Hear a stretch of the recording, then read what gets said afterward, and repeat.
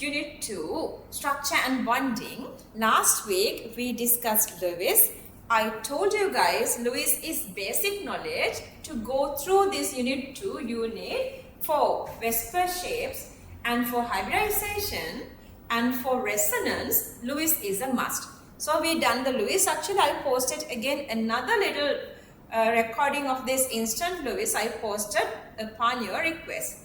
Today we started to talk about this VSEPR. Valence shell electron pair repulsion theory. Valence shell electron pair repulsion theory. VSEPR theory explains the molecular shapes. Alright, so the molecules are having electrons. You can divide into two portions, bonded and non-bonded electrons. When bonded electrons can be existing as sigma bonding and pi bonding, non-bonded electrons are existing as lone pairs. If you go through these three, lone pair are the one which is playing the major role to decide VSEPR shapes. So that who's deciding the VSEPR shape, the greatest is, sorry guys, I was sneezing. So the greatest is the lone pair and then the bond pair, and one pair repulsion is the least one which is controlling the molecular shapes. And then the main topic is VSEPR, valence shell electron pair repulsion theory. Before we move there, we have to go through these molecules. So the very first shape is the linear shape. Linear shape has 1, 2, 3. 3 atoms and 2 bonds here, and then the angle is 120. Next shape is a trigonal planar. Trigonal planar has 3 bonds like this. That's again planar, 3 bonds like this. 1, 2 and 3 plus 4, you have another atom, 4 atoms and 3 bonds. Angle is 120. Tetrahedral. 2 bonds on one single plane, and other 2 bonds are opposite to that, above the plane and the below the plane, above plane and below the plane. So this is the shape of trigonal tetrahedral. This is the shape of tetrahedral, and then the angle is 109, 5 atoms, 4 bonds. And then next one is the trigonal bipyramidal. So this is the trigonal shape. For this trigonal shape, if you get the top bond like this and then the bottom bond like this, you can make 2 of these pyramids. This is called trigonal bipyramidal. Octahedral. You have a planar.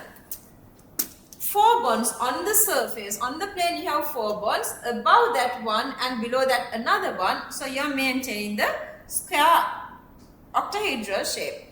These shapes are called the primary shapes. Let's move on to the secondary shapes. We need to know about all these shapes to determine the shape of any given molecule. Alright. And then the next one is, so that from these basic shapes, we derive these secondary shapes as well. This is the linear, but if another one, let's say a lone pair is coming here, what happened here is these 2 bonds are going down, so that the shape become bent or angular. That is a bent, angular or V shape. And let's say we have trigonal planar. With the trigonal planar, this shape, let's say the planar, and then another one coming hovering onto that, then these 3 bonds are coming down, so that shape is pyramidal. Seesaw comes when trigonal bipyramidal, one of the bond become lone pair. That is a seesaw. T-shape, trigonal bipyramidal, 2 bonds become lone pairs. That's the T-shape. And then the next one is a square pyramidal. Octahedral, one of the bond become lone pair. That is a square pyramidal. And then the next one is square planar. Octahedral, 2 of bonds are lone pair, so the shape is square planar. Other 2 I'm going to go like smoothly. Pentagonal bipyramidal and distorted octahedral, 5 bonds on the plane, 1 above and 1 below, that is pentagonal bipyramidal. Out of pentagonal bipyramidal, if one bond pair become lone pair, that is the distorted octahedral. Even with that, before we moving on to talk about the molecular shapes, we should know their electron pair geometry and their shapes. For that, we did this table. Through the table, you guys can go through the table to decide what is the shape of the given molecule, to deduce the given molecular shape. Okay, for that, what do we do? The very first step is, okay, I'm going to go with something simple here. Let me go through one of these molecules here. Okay, I'm going to go through this.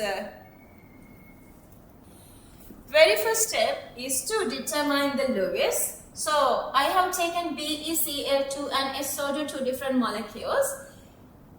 Through the Lewis, the second step is to determine how many electron pairs on the central atom. On beryllium, you guys can see there are 2 electron pairs. On sulfur, 1, 2, 3, 4, 5 lone pairs are there. And then the second step is to find the, so that total electron pairs are here 2 and it's here 5. And then the next step is to find out the pi bonding. On beryllium, there is no pi bonding. On sulfur, 1 sigma 1 pi, 1 sigma 1 pi, so 1 and 2, 2 pi bonding. So, number of pi bondings on beryllium 0, number of pi bondings on sulfur is 2. And then the next step is to find the VSEPR pairs. You guys know VSEPR pairs equals sigma plus lone pairs. In VSEPR or in hybridization, we forget pi bonding. Remember, for VSEPR and for hybridization, we forget pi bonding. So, the VSEPR pairs equals total electron pairs minus pi bonding, or that again equals number of sigma bonding and lone pair. So, either way you can say this one, VSEPR pairs equals total electron pairs minus number of pi bondings, or lone pairs plus sigma. Usually we go with total electron pairs minus number of pi bonding. Here we found for BeCl2, total electron pairs is 2 and there are no pi bonding. So that 2 minus 0 equals to VSEPR pairs. Number of VSEPR pairs equals to 2 here. Here total electron pairs 5 and you have 2 pi bonding. 5 minus 2 equals to 3. So that how many VSEPR pairs? Here for BeCl2 you have 2 VSEPR pairs and for SO2 you have 5 minus 2, that is 3 VSEPR pairs. Here you have 3 VSEPR pairs. Then you have to go through the table. Alright. So if you have 2 VSEPR pairs, electron pair geometry is linear. If no lone pairs, shape also is linear. Whenever there are no lone pairs, electron pair geometry become true shape. And also 3 VSEPR pairs, electron pair geometry is trigonal planar. Since there are no lone pairs, since there is a one lone pair on that, then the shape is bent. Remember, if the electron pair geometry doesn't have any lone pairs, then they are made in the same shape here. But for SO2, we have one single lone pair, so that the shape is bent. So that knowing number of lone pairs and knowing number of lone pairs, you can go through the table so that deduce the real shape. True shape of BeCl2 is linear and for SO2 that is bent. Okay, so this is all, but still I would go with another one of the example, that is SO3. What is the challenging part? Even today at the class, couple of you did wrong with SO3 to make the molecular Lewis structure. Make sure that you guys are improving Lewis. If you guys are doing the wrong Lewis, then the shape is different, shape is wrong, hybridization is wrong, resonance is wrong. So the key factor is Lewis. Once you draw the Lewis, this has 3 sigma bonding and 3 pi bonding. 1, 2, 3, 4, 5, 6. Total electron pairs are 6. And then pi bonding 1, 2 and 3. Each of these are having pi bonding 3. So that the VSEPR pairs equals 6 minus 3 equals to 3. VSEPR equals total electron pairs minus sigma pi bonding. So you have 3 sigma bonding here. Electron pair geometry is trigonal planar, that you guys can see there are no lone pairs on sulfur. So that the electron pair geometry, through the table you can get this. Electron pair geometry trigonal planar become the true shape, that is the SO3 shape trigonal planar. After this, we talked about electronegativity related factors. One way to talk about this, the bond angles of water and SO2. Obviously, oxygen is more electronegative. So these lone pairs are strongly attached to oxygen. So OH bonds can get away, spread away from each other, having less bond pair repulsion. More bond pair repulsion. Bond pair repulsions are greater. But here, these lone pairs on sulfur attached loosely, so that this needs more space, so that these SH bonds are getting closer, so that SH bond pair repulsion is less. That's why the angle is closer. They can get together. And then the second example I have taken is NF3 and NH3. Here what happened is fluorine is more electronegative, so fluorine is dragging electrons towards itself.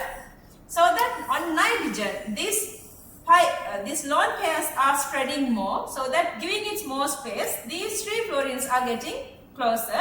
But what happened here is on nitrogen, this lone pair are just normally on nitrogen, it's staying on nitrogen, so that this lone pair is not spreading around. So these 3 nitrogens have more space to spread, so they are spreading away from each other, so that their angle is greater. So that is the second condition. And then the third condition is the isoelectronic species. For isoelectronic species, when there are no hydrogen, if the number of electrons are same, then the shape is also same. For that I have taken 2 examples. I'm just showing one example. Carbon dioxide have 16 electrons in valence shell. BeF2 has 16 electrons in valence shell. And also so that they both are showing same linear shape.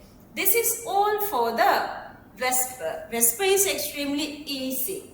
Whenever they are asking to deduce the VSEPR shape, that's extremely easy. You just need to memorize the table, but for the exam you cannot bring the table, so you have to memorize that. And today we did a couple of these questions of this Unit 2 tude book. And I'm going to post you guys Unit 1, everything, all the way, the reviewing we discussed already, and then this revision part as well. Keep it up. Unit 2 is really, really important to reach very beautiful results. You guys need Unit 2 because it's awarding almost like 10 marks from the final exam. Keep it up. I know you guys can do this, but take this little seriously. If you feel like you can do this really nicely, so then you don't have to study enough, that is wrong. Because 2027 and 2026 having these like difficulties, they say if they started earlier, we should have done this earlier, then they can do better. Don't waste your time. For these 2.5 years are there for you for studies. Use it for studies. We can do this. Okay, that's all for the day. I'm Dr. Asha Mathotaarachchi. This is the Grand Chemistry.